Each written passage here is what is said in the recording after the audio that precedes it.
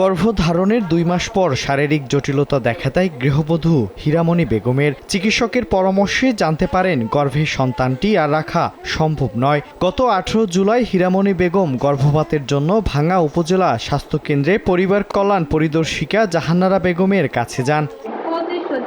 জাহানারা বেগম প্রথমে ডিএনসি করার জন্য 10,000 টাকা দাবি করেন। পরে দর কষাকষির মাধ্যমে 2,500 টাকার বিনিময়ে ভাঙ্গা উপজেলা স্বাস্থ্যকেন্দ্রের একটি কক্ষে হীরামণি বেগমের ডিএনসি করেন। এর 3 দিন পরে হীরামণির শারীরিক অবস্থার অবনতি হলে তাকে প্রথমে ভাঙ্গা উপজেলা স্বাস্থ্য কমপ্লেক্স এবং পরে গত বৃহস্পতিবার ফরিদপুর মেডিকেল কলেজ হাসপাতালে ভর্তি করা হয়।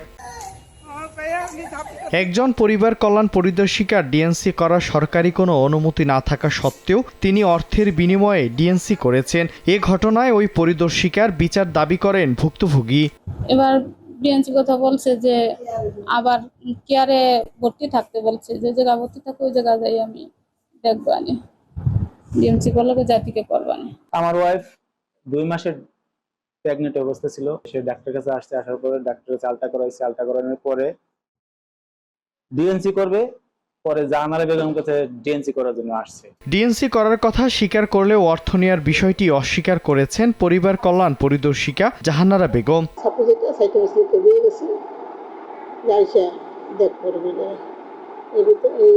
আমি মিটিং গেছি, যাওয়ার পরে মিটিং থেকে আসার পরে দেখি যে রোগীটা নাই। গত 2 দিন আগে ডিএনসি করে আমাদের হাসপাতালে অবস্থার অবনতি হলে ভর্তি হয়।